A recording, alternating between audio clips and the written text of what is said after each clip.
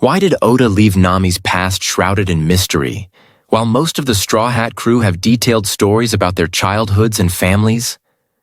Why do we know Nico Robin's mother, the circumstances of Sanji's birth, and even the backstories of Brook, Franky, and Chopper, while Nami's origins remain hidden in the mist? This omission doesn't seem random, especially coming from a masterful author like Oda, who is known for hiding the crucial pieces of the puzzle. Not to neglect them, but to reveal them at the right time. The reason might simply be that Nami's past holds a major surprise, perhaps one far greater than merely being an orphan carried from a battlefield to Cocoyashi Village. Perhaps Nami is not just an ordinary girl, but someone tied to a legacy that terrified the world government. The legacy of rocks d Xebec. When we examine how Oda handles characters connected to rocks, we notice a recurring pattern. The complete concealment of their pasts, the erasure of their names from history, and the silencing of any trace that might indicate they still exist or that they left behind any descendants. The world government fears the legacy of rocks, as it represents pure rebellion, forbidden ambition, and the chaos that threatens the so-called peace it claims to uphold. If Nami is truly a descendant of rocks, then it makes perfect sense for the author to hide her identity, and perhaps the war she was born into was merely one of the many attempts to eliminate the remnants of his crew or his bloodline. Nami's entry into the story may appear simple. A girl who loves money and maps. But over time, she has proven to possess skills unbefitting an ordinary child from a small village. Her exceptional navigation abilities, her deep love for cartography, her innate sense of danger and shifts in weather, all hint at something extraordinary in her blood. These abilities may be hereditary, and perhaps one of her parents was among the elite members of the Rock's crew. And if Rox himself harbored an ambition to rule the world, could it not be possible that he has a descendant who carries at least a fraction of that natural intelligence and commanding presence? Even the way Oda draws Nami's eyes when she's angry or making decisive choices strongly resembles the gaze of great leaders. Those who show only calm, then strike where the enemy least expects. Rox D. Xebec was a captain who gathered the most dangerous pirates in history. He was surrounded by giants, and it is by no means far-fetched to think that he may have had children or a family, whom he made sure to hide after his downfall. And if that family was under threat of execution or pursuit, it would be only natural for the children to be smuggled to remote places. Cocoyashi Village, located on the fringes of world events, might have been the perfect refuge. And if Bellamere, who adopted Nami, was a former Marine soldier, then she may have found the child after the war and decided to save her, either out of compassion or due to knowledge of the child's true identity. Moreover, Nami's mysterious past, her unique intelligence, and the intense attention Oda gives to every detail about her all compel us to suspect that behind her innocent smile lie the roots of a tree that once ruled the seas, and that the blood flowing through her veins is the blood of a man who terrified the celestial dragons and forced the navy to ally with pirates to bring him down. Nami may indeed be the lost granddaughter of Rox D. Xebec. It may remain just a theory, but one that cannot be ignored. When we also reflect on the way Oda weaves the threads of the great heirs in the world of One Piece, we find a recurring pattern that cannot be overlooked. Roger left his will in Ace. Garp placed his trust in Kobe. Whitebeard passed the flame of his legacy to Marco. Even Shanks, despite his mystery, passed on the straw hat and his dreams to Luffy. But Rox D. Xebec, the most enigmatic and fearsome pirate in history, has yet to have his true heir revealed.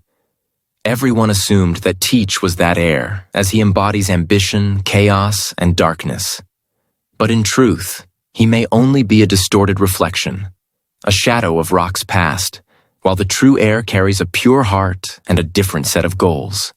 Nami. The author has deliberately concealed her backstory, even though he has painfully detailed the stories of nearly every other crew member, as if there is a secret that must not yet be told. Nami's unparalleled navigational skills, her high intelligence, her passion for maps, and her control over the weathered seas. these are not random traits for a girl raised in a humble village.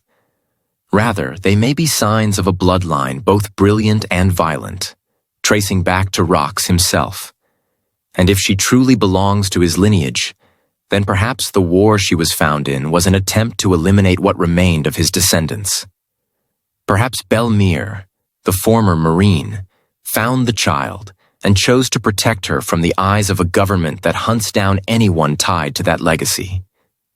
When we connect this with the idea that Joy Boy's original crew likely consisted of individuals bearing the will of D, it becomes clear that the legacy of that family was not just a matter of blood, but also of will and purpose. The same dynamic is now seen with Luffy's crew. Each member represents a different aspect of the will of D, and they all gather around Luffy, the new Joy Boy, just as they did in the past. And if Nami is indeed the true heir of Rox, then perhaps she was never meant to revive his dream of world domination, but to redirect it in the service of freedom and balance. When the secrets are revealed and the final war begins, Nami may emerge not as the shadow of Rox, but as his liberated essence, a forgotten heir of the will of D, and one of the final sparks destined to tip the balance of the world. Although the names Rox D. Xebec and Nami may not appear similar at first glance, there are some intriguing points that may suggest a hidden connection or linguistic hint from Oda, especially if we consider his well-known style of playing with names and symbols. First, if we reflect on the name Rox, it suggests rocks, symbols of strength and solidity.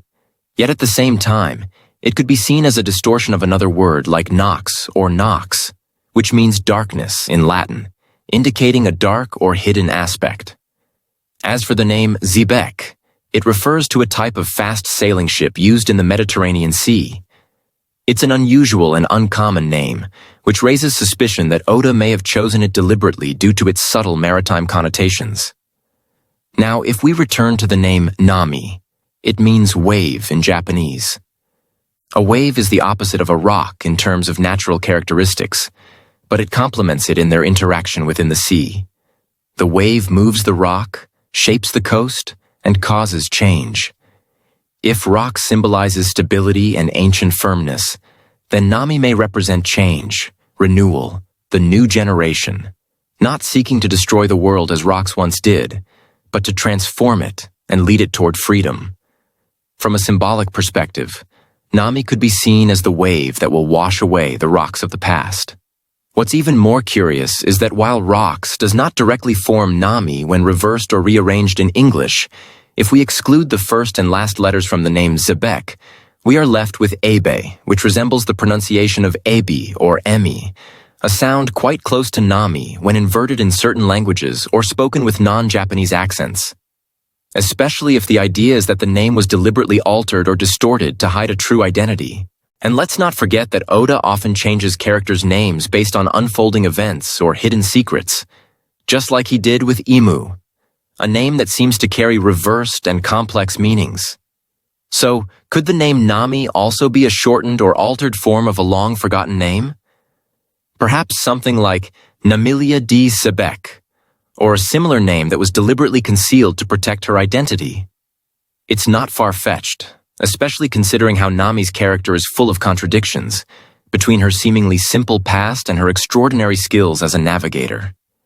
In the end, there may be no direct or obvious similarity between the two names, but in terms of symbolism, elemental significance, and the way Oda chooses names, there's enough mystery and harmony to keep the door open for an intriguing theory, that Nami is the true heir of Rox, in her own unique way.